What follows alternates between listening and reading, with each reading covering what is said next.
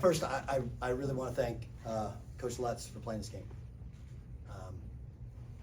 I make no secret. I play it because I wanted this game for a myriad of reasons, but mostly for those three people. You know, we've moved them across the country a bunch of times. They've been through a lot, and I just wanted to have them see their dad coach a little bit, and have them feel it, because I want my kids to be proud of me and proud of the fabric of what we do and the connectivity we have with our kids. And I'm especially proud of my team, but I mean, really, it's for them. But I'm so respectful of Coach Lutz. They're just as advertised, you know, plays fast and they play hard and physical as hell. I mean, they just wore us out with the physicality. But I'm so appreciative of Coach Lutz and playing this game, playing it the first game of the year when he doesn't really know what he has yet. He definitely didn't know what we had. You know, I'm sure he got our secret scrimmage. You know, everybody says they're not supposed to get the video, but it ends up getting the video, right? It's fine. And then I'm proud of my kids, because what I wanted from them was them to give me everything they have and then a little bit more. So I ask them every day. And I took them to the memorial after practice today, and I said, I want you to play for each other, I want you to play for Green Bay, and I want you to play for my friends, because those guys would, just like we would, absolutely kill to be here tonight and to get an opportunity. So obviously 19 offensive rebounds given up, 19 turnovers. That's bad coaching. I should have called the timeout there in the second half when they went on a run. I thought we were tired, but they were equally tired. Just thought we could throw a couple in because we played 3 for 2. And that was a mistake on my part. And then I stayed with a small lineup. You know, I played Marcus Hall 39 minutes, and he was just exhausted. He got kind of ragdolled in there. And that's not his fault, that's his coach's fault. So we learned a lot. I think we're going to be just fine. And they kicked our ass really good on their boards. And, you know, like, it's everything we thought. We're not going to win if we turn the ball over. We turned it over 19 times. We're not going to win if we give up offensive rebounds. We give up 19.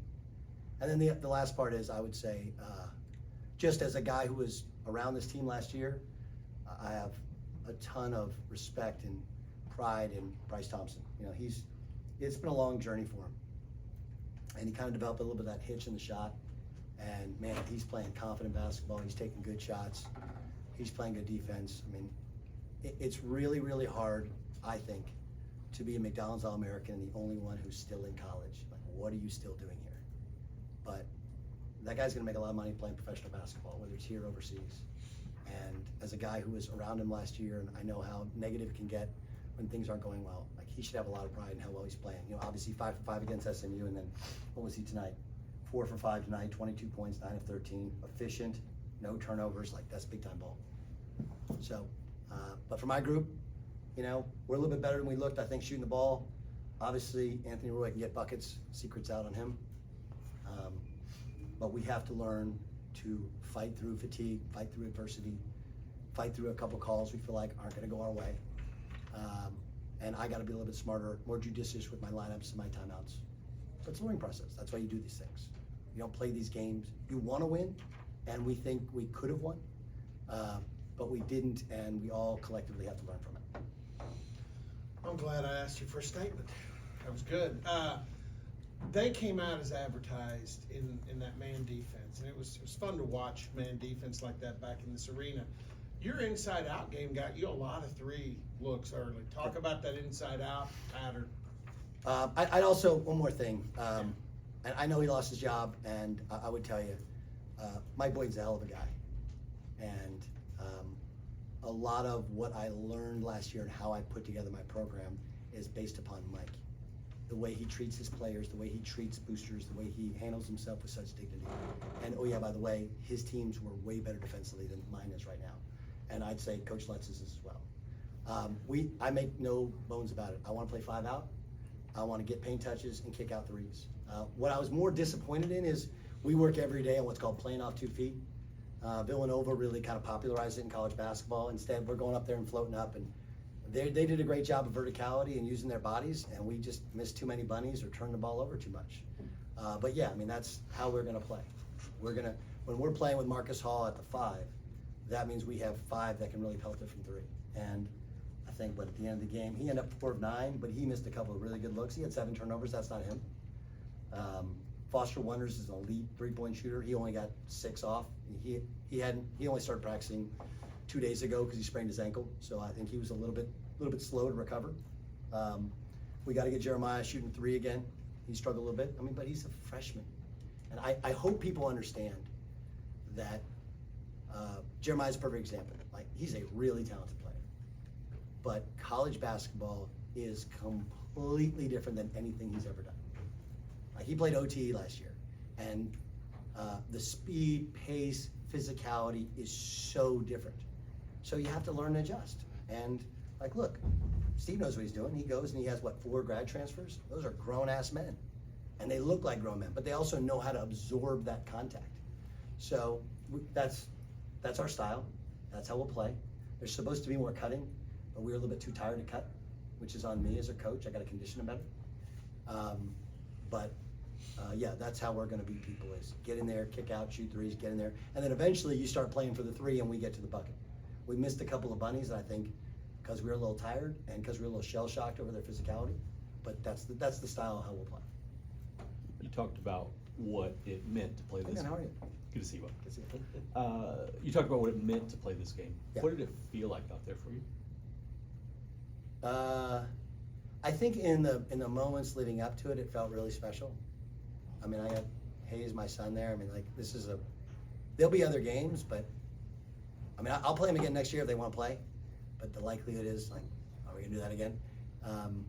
So this is like a one-night show. That felt cool. But then I really felt, there's a couple of Hanyaks behind me that were giving me the business a little bit.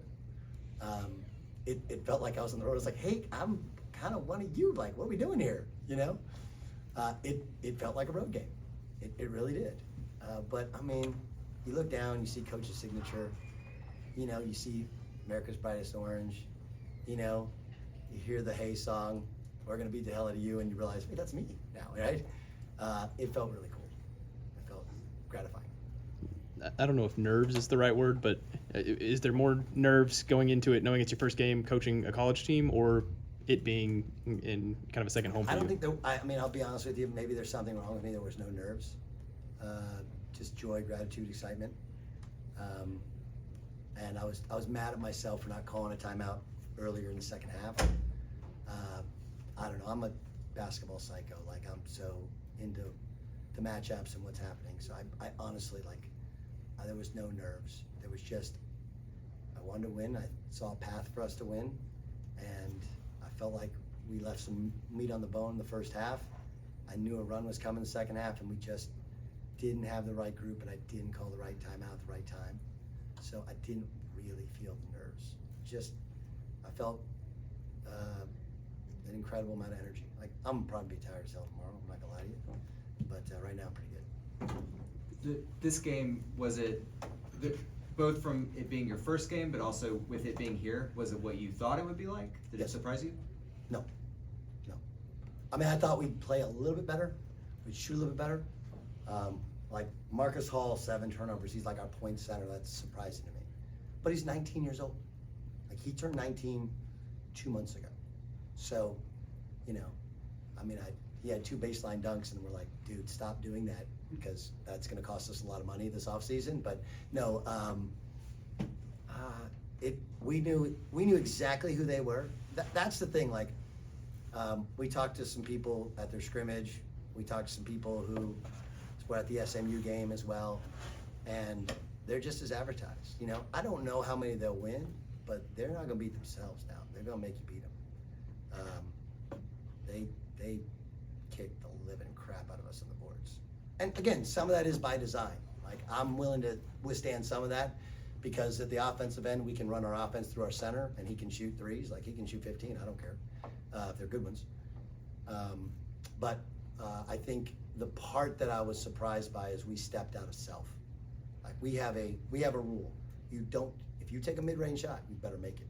And we took like 2 or 3, and Foster Wonders took one. I was like, what is going on? So I think they got sped up, they got into it, but what I thought emotionally, I was really emotional on the radio show. I talked about this earlier. I have a banner somewhere in my stuff that I moved that says it all began in Stillwater. And I mean it, like my life. I mean, Robert was here. I mean, look, the first radio show I ever did, I never took a journalism class here. I took one in junior college. But I got to fill in for his radio show after I think my junior year, you know? And I was basically trying to be Jim Rowe. That's it. And then, you know, obviously, you know, I was their mom. We were married for 20 years, and she's a wonderful person, and that changed my life. She just brought such balance to my life. And I have these 3 great kids. I have so many friends, many of whom, like, we gobbled up all the tickets that we used, right? And then there are more people that coming out of the woodwork, and there's people that couldn't come tonight. So, I mean, like, my life, my trajectory as a human being changed because of this place. It's always been home. I remember one time we came back for the 10 run, and Hayes was running with me. He's like, Dad, he was really little time, how come everybody knows your name? And I was like, I trying to explain to a 3-year-old at the time. So I felt like I was home. I think this place is awesome. I think a lot more people have figured out how awesome this place is. I don't want to become a tourist destination or one of those things where it becomes like, you know, 60% people from out of state, because part of the charm to it is kids from small towns come here and live out their college dreams. But I'm just so thankful to have so many who supported me for so long and will continue to support me on this journey. You know, I have zero negativity in my heart over anything regarding OSU. Feels like the perfect place to leave it off. Coach, thank you so much.